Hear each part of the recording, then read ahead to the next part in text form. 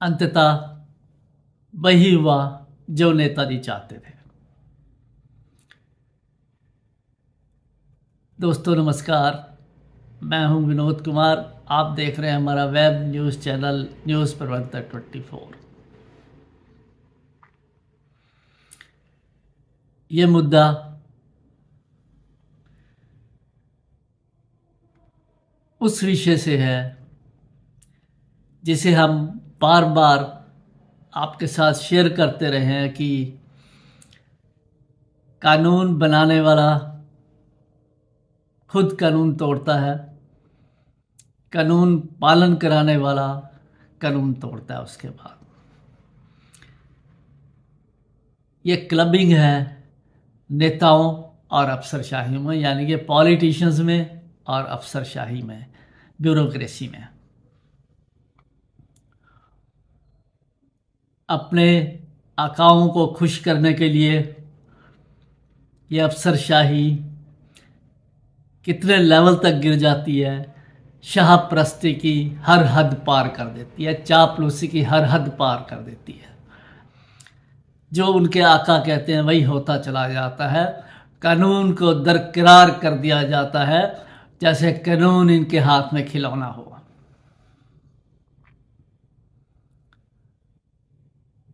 ये मुद्दा है 2018 से शुरू हुआ। एसआर ऑयल लिमिटेड, जिसका नाम अब न्यायारा एनर्जी लिमिटेड है, मोहाली बेस्ड है उनका ऑफिस। वो अप्लाई करते हैं food and supply, DFSO, district food and supply Patiala को, कि हमने इस जगह पे एक पेट्रोल पंप लगाना है, उसके लिए हमें परमिशन दी जाए। जो नए पेट्रोल पंप लगने हैं उनमें एक कंपलसरी है कि सर्विस लेन होगी। जैसे कि आपने चंडीगढ़ देखा होगा कि मेन रोड से हट के सर्विस लेन होती है, वो डिफरेंट साइड से जो है अंदर को जाती है जहाँ पेट्रोल पंप लगे होते हैं। आप जीटी रोड से, जो मेन रोड है, उससे कहीं रास्ता नहीं मिलेगा आपको पेट्रोल पंप पहुँचने का। तो ये अब नए पेट्रोल पंप के लिए कंपलसरी है। ये जगह है राजपुरा के अंदर, जो टाउन का चंडीगढ़ बस स्टैंड है उससे थोड़ा आगे, जहाँ पुरानी बिल्डिंग थी मार्केट कमेटी के ऑफिस की, जो बाद में बेची गई। यहाँ पे पेट्रोल पंप लगाने की थी, तो डीएफएसओ ने लिखा पीडब्ल्यूडी को, क्योंकि ये रोड जो है पीडब्ल्यूडी के अंडर आती है और इसमें कई पेड़ लगे हुए हैं बड़े, वो फॉरेस्ट डिपार्टमेंट के अंडर आते हैं। और म्यूनसिपल से भी कुछ एनओसी चाहिए होता है, फायर ब्रिगेड का, दूसरा कुछ बिल्डिंग प्लान तो अप्रूव होनी है।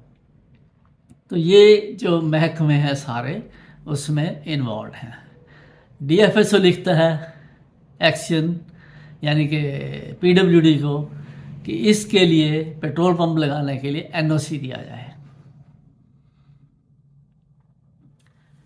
तो कार्यकारी इंजीनियर पीडब्ल्यूडी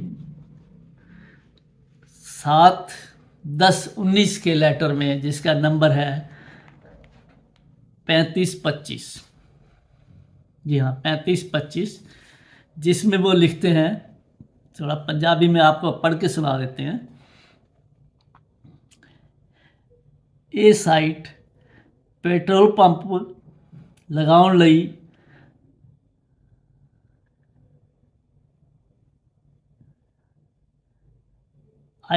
IRC 2-2016 ਦੀ क्लास 6.2 क्लास 5.2B और क्लास 3.53 अनुसार अनुकूल नहीं है। यानी कि ये जगह IRC 2-2016 की 3 क्लासेस के अंडर जो आपको बताई हैं, ये साइट पेट्रोल पंप लगाने के लिए एलिजिबल नहीं है, यानी कि यहाँ पेट्रोल पंप नहीं लग सकता। 2018 में अप्लाई होता है, 2019 जो है 7/10/19 को उसकी रिफ्यूज़ल हो जाती है। इसमें एक नोटिफिकेशन का जिक्र है पंजाब गवर्नमेंट की, जिसकी डेट हम आपको बता देते हैं। वो है 4/1/2019।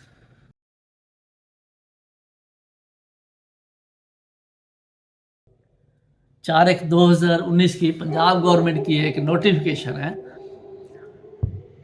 उसमें पंजाब गवर्नमेंट ने पेट्रोल पंप लगाने के लिए कुछ रिलैक्सेशन दी। उसका जिक्र भी इस लेटर में है कार्यकारी इंजीनियर के, कि ये इस रिलैक्सेशन के बाद भी साइट एलिजिबल नहीं है। तो मुद्दा थम जाता है, ख़त्म हो जाता है, ऐसा लगता है। लेकिन ये मुद्दा बंद नहीं होता। अचानक 2022 में ये मुद्दा फिर गर्मा जाता है। उसके बाद PWD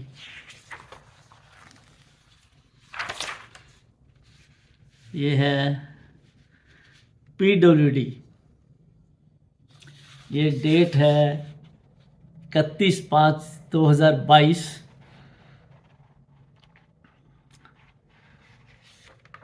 उनका लेटर नंबर है 1338 31/5/2022। कार्यकारी इंजीनियर PWD द्वारा NOC दे दी जाती है। यह NOC प्रोविजनल दी जाती है 3 महीने के लिए। उसके बाद 3 बार करने के बाद हमारे पास जो लास्ट रिकॉर्ड है इसका, वो अगस्त 22 तक का है, कि अगस्त 22 तक उनके पास एक्सटेंशन 3 बार हो चुकी है प्रोविजनल, और तब तक वैलिड है। लेकिन जानकार सूत्र ये बताते हैं कि फिर से इनको हर 3 बार 3 महीने की प्रोविजनल एक्सटेंशन देगी, और ये अगस्त 23 तक इनको वो सर्विस जो रोड है वो पूरी करनी थी।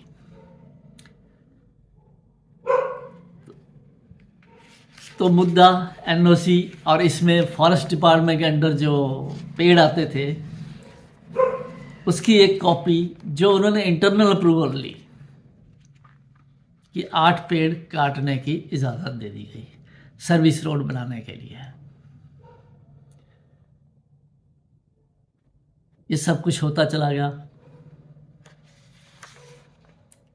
PWD ने एक क्लास लगाई थी कि आप, यानी कि ये जो जिसको NOC दी गई न्यारा को, कि पहले सर्विस रोड बनेगी, उसके बाद पेट्रोल पंप एस्टेब्लिश होगा।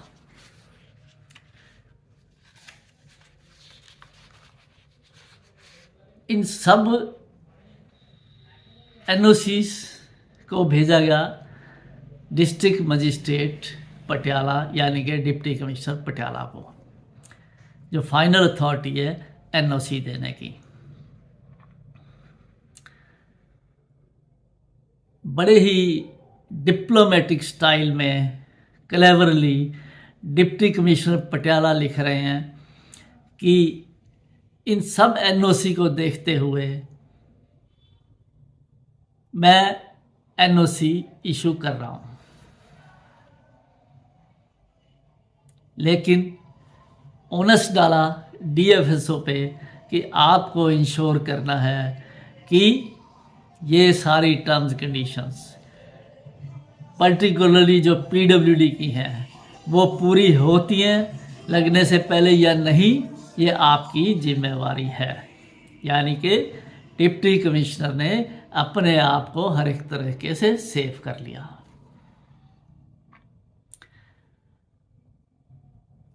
NOC का रेफरेंस दे दिया, मेरे पास NOC आ गई, मैंने आगे NOC दे दी। DFSO को देखना है टर्म्स कंडीशन पूरी हो रही है नहीं हो रही, तो DFSO को गले पड़ गई। लेकिन क्योंकि ये कैलकुलेटेड मूव था, सब मॉक स्पेक्टेटर बन के देखते रहे। वहाँ पेट्रोल पंप की कंस्ट्रक्शन, इंटरनल वर्क सब शुरू हो गया, लेकिन सर्विस रोड का कहीं नाम नहीं था। उसके बाद हमने डेली डेवलपमेंट की इनको मेल डालनी शुरू की, डिप्टी कमिश्नर पटियाला को, एसडीएम राजपुरा को।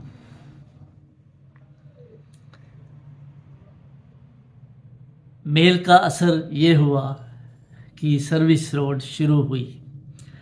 और आपकी जानकारी के लिए बता दें कि सर्विस रोड जो है, जो बननी है, जो बर्म यानी कि जहाँ तारकोल रोड ख़त्म होती है उसको 1.5 मीटर छोड़ के आगे जो विड्थ होगी उसकी 5.5 मीटर होगी। यानी कि जो तारकोल रोड है उसके बाद फुटपाथ शुरू होता है, तो वो 1.5 मीटर फुटपाथ का जो है तारकोल रोड के कॉर्नर से छोड़ के फिर 5.5 मीटर सर्विस रोड बननी है और तकरीबन 160 मीटर लंबी बननी है। हम डेली डेवलपमेंट देख के secretary PWD, deputy commissioner Patiala, DFSO और एसडीएम राजपुरा को मेल डालते रहे कंटिन्यूसली। आज तक भी जो डेवलपमेंट है वो भी डाल चुके हैं हम। सर्विस लेन थोड़ा सा जो पेट्रोल पंप आगे आगे शुरू की गई, फिर रोक दी गई। जो लेटेस्ट जानकारी कल हमें मिली कि पेट्रोल वेंडिंग मशीन्स तो आ चुकी हैं, तो हमने आज दिन में इन चारों को फिर से मेल डाली। ये डेवलपमेंट है लेकिन टर्म्स कंडीशन पूरी नहीं हुई है, सर्विस रोड अभी कंप्लीट नहीं हुई है और पेट्रोल पंप कभी भी शुरू हो सकता है। लेकिन क्या कंसिडरेशन है इन अफसरशाही की, सब चुप बैठे हैं, कोई एक्शन नहीं, और वहाँ काम धड़ल्ले से चल रहा है। अब वो जो मशीन्स हैं वो फिट कर दी गई हैं और किसी समय भी वो कमर्शियल सप्लाई शुरू हो जाएगी वहाँ से। वायोलेशन पे वायोलेशन हमने बात की एसडीओ पीडब्ल्यूडी से। फर्स्ट टाइम जब बात की तो उनका कहना था मैं तो नया हूँ, मुझे इसके बारे में कोई जानकारी नहीं है, आप हमसे परसों बात कर लेना। उसके बाद पूछा कि जी हाँ आपने देखा? नहीं वो तो बिल्कुल ठीक है, बिल्कुल सही है, बिल्कुल सही बन रहा है। मैंने कहा ये जो क्लासेस हैं आईआरसी रूल्स की, नहीं वो सर्विस रोड बन जाएगी तो अपने आप एलिजिबिलिटी हो जाएगी। अरे एलिजिबिलिटी बनती नहीं वहाँ पेट्रोल पंप लगाने की, ये तो सर्विस रोड क्यों बनेगी? और एसडीओ साहब इतने चालाक हैं, वो दूसरों को ऐसे बेवकूफ़ समझते हैं कि जैसे इनको कुछ समझ ही नहीं है, भी ये समझ नहीं पा रहे कुछ। फिर हमने एसडीओ साहब को अच्छी तरह समझाया, व्हाट्सएप मैसेज डाला कि आप जो हमें समझ रहे हो ऐसा कुछ नहीं है, आप जो वायोलेट कर रहे हो हम सबको, जनता को समझ में आ रहा है और आज आप प्रोटेक्टेड हो।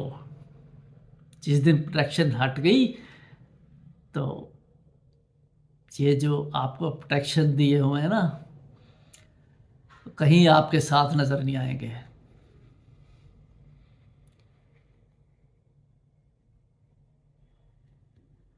आरटी एक्ट में एक एप्लीकेशन लगी, एसडीओ साहब, हमारे पास ऑडियो रिकॉर्डिंग है उसकी जिसने लगाई थी, कि एसडीओ साहब ने उसको बोला, कुछ पार्ट छोड़ देते हैं कि एक आरटी में मत लगाओ, बस आप मेरे से बस आगे क्वेश्चन मार्क लगा देते हैं।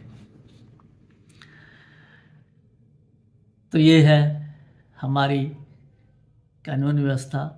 एक नेता चुना जाता है, एमएलए चुना जाता है, जनता सोचती है वो पब्लिक वेलफेयर के लिए है, कानून की रक्षा के लिए है, खजाने की रक्षा के लिए है, सच्चाई का साथ देगा। शहर सारा जो है सरकार भी उनके नाम कर देती है। प्रशासन सारा क्योंकि उनकी मर्जी से लगता है। किसी भी डिपार्टमेंट का हेड है, पुलिस प्रशासन हो, बिजली बोर्ड हो, कमेटी हो, मार्केट कमेटी हो, म्यूनसिपल कमेटी हो, सीवरेज बोर्ड हो, पीडब्ल्यूडी हो, जिसका भी हेड है उस एमएलए की मर्जी से लगता है। और शहर ऐसा समझ लिया जाता है कि आज से आपके हवाले है। ये सारी हैपनिंग्स जो पेट्रोल पंप के बारे में आपको बताई हैं, शेयर की हैं आपसे, उससे आप ये अंदाज़ा लगा सकते हैं कि हम सही कह रहे हैं या गलत कह रहे हैं।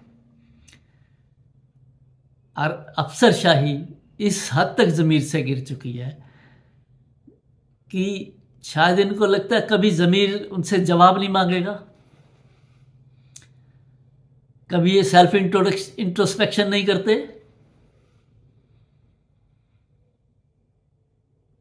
कैसे करेंगे सेल्फ इंट्रोस्पेक्शन? जो इंसान ज़मीर को मार दे, वो ज़मीर उससे भी क्या पूछेगी, वो ज़मीर से क्या पूछेगा कि मैंने कहाँ क्या गलती की है। चंद फायदे के पीछे ये खजाने का कितना नुकसान कर देते हैं, पब्लिक का कितना नुकसान कर देते हैं। वो फुटपाथ है, चलती रोड है, जब ये सर्विस लेन बन जाएगी। और अभी तक जो सामने नज़र आ रहा है, बर्न से 1.5 मीटर छोड़ने का कोई लगता नहीं है कि वो छोड़ेगा। और रोड कहाँ से शुरू होनी है, कहाँ ख़त्म होनी है, 160 मीटर बननी है। ये एसडीओ साहब नहीं बोल रहे मुंह से, चुप्पी साधे हुए हैं। और जो पेट्रोल पंप लग रहा है, उसने उस पेट्रोल पंप शुरू होने के थोड़ा पहले ही सड़क ये सर्विस रोड शुरू की है। अब एसडीओ साहब मुंह से नहीं बोल रहे कुछ भी कि ये कहाँ से शुरू होनी थी।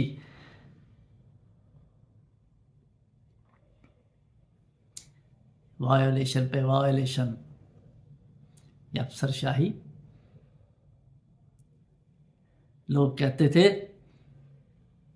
कि अगर ये अफसरशाही ना होती तो पॉलिटिशियन पता नहीं देश को बेच ही देते। लेकिन जब अफसरशाही साथ मिल जाए, पॉलिटिशियन उनको ही साथ मिला लें, फिर क्या देश बिकेगा नहीं, पंजाब बिकेगा नहीं, राजपुरा शहर बिकेगा नहीं? बिकेगा, बिक रहा है।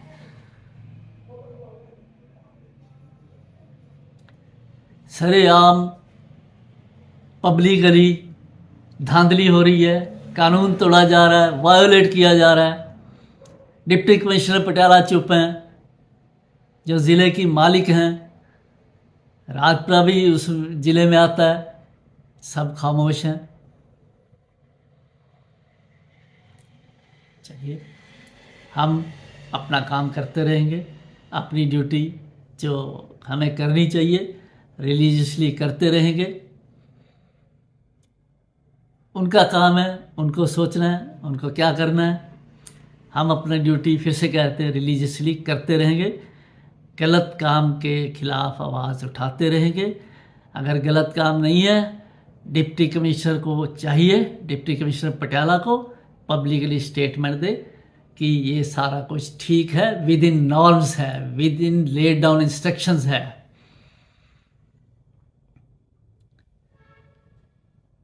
क्यों एक्शन पीडब्ल्यूडी जब भी कोई मीडिया का जाता है बात नहीं करने को तैयार होते हैं? स्टीरियोटाइप जवाब है, मैं मीटिंग में हूं। इतनी लंबी मीटिंगें मत किया कीजिए एक्शन साहब, जरा इधर भी ध्यान दीजिए। साइट पे विजिट करिए, कभी एसडीओ को ये साइट पे पर्सनली विजिट करें, रिपोर्ट करें आपको वहां क्या हो रहा है। लेकिन हम आपको, जनता को, अपने व्यूअर्स को विश्वास दिला रहे हैं, हो कुछ भी मर्जी, ज़्यादा चांसेस यही है कि ये लग जाएगा, जो आज तक के हालात हैं। लेकिन हमने जिस तरीके से जिसको मेल्स डाली हैं, न्यूज़ तो हम वीडियो आपके साथ शेयर कर ही रहे हैं, ये बहुत जगह ऐसी जगह जाती है जो रेलेवेंट होते हैं। हमने प्रॉपर आज तक शुरू से लेके रिकॉर्ड क्रिएट किया हुआ है कि ये सब कुछ गलत हो रहा है। ये लोग समझ रहे हैं कि शायद ये सब कुछ गैर कानूनी ढंग से करते हुए बाहर निकल जाएंगे। हो सकता है फॉर द टाइम बीइंग शायद ये निकल भी जाए, लेकिन कभी नहीं पता चलता, वक्त बदलते। न्यूज़ 89 पंजाब, हर खबर जिसदा होवे असर।